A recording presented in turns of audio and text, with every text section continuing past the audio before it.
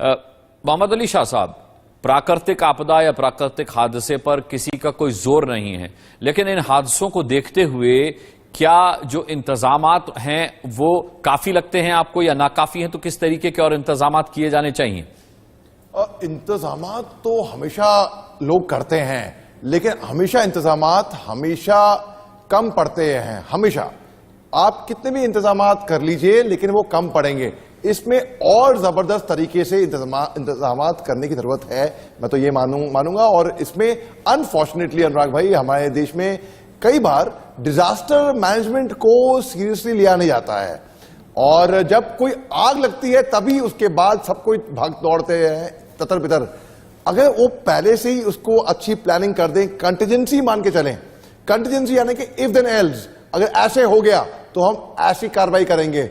जैसे कि हम अगर पिक्चर देखने जाते हैं पिक्चर हॉल में, अगर आग लग गई तो फायर एग्जिट ये है, बस ठीक उसी तरीके से अगर हम अमरनाथ यात्रा पे जा रहे हैं, हमें मालूम है कि वो इलाका बड़ा मुश्किल है, वहां पे चट्टान ऐसे हैं, अगर क्लाउड बर्स्ट हो गया तो मुसीबत आएगी।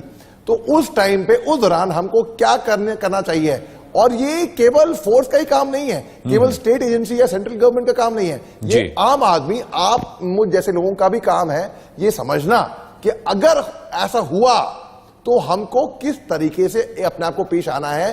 तो बाकी इंतजामात तो कर लेगी, भगवान भी उनकी मदद करता है जो अपनी खुद की स्वयं मदद करते हैं। तो इसलिए हमारी भी एक आम नागरिक होने की जिम्मेदारी है कि हम भी अपनी तरफ से इंतजामात करें।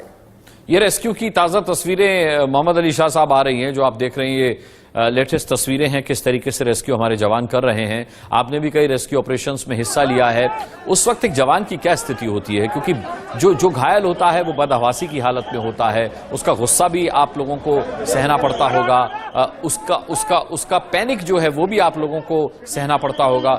रेस्क्यू में जो लोग लगे होते हैं उनकी क्या स्थिति होती है?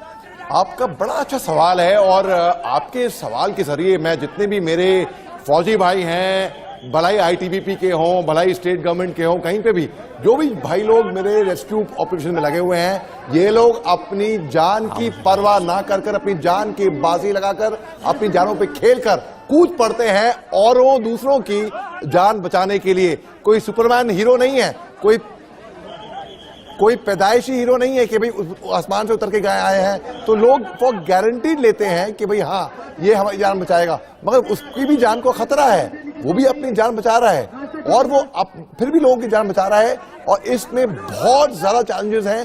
देखिए, आपको एक और एग्जाम्पल लेता हूं मैं। एक आदमी डूब रहा है, अगर आदमी उसको बचाने जाता है, उसको बचाने के लिए कि वो डूब रहा है, और वो पकड़ लेगा, उसके ऊपर कूद पड़ेगा, उस पे जो बचाने आया है उसकी जान खुद खतरे में आएगी ना। तो अगर जैसे मैंने बचाया हुआ एक आदमी को डूबते हुए, और मैं ये कह सकता हूं कि भाई क्योंकि मैं ट्रेन था, मुझे मालूम था कि उसको बस केवल एक उंगली देनी है और बस उसको बाहर निकालना है उंगली के जरिए। अगर उसको मैं बाहर निकालूंगा तो वो खुद डूब रहा होगा ना इंसान, तो आप पे टूट पड़ेगा, तो आप भी डूबोगे, वो भी डूबेगा।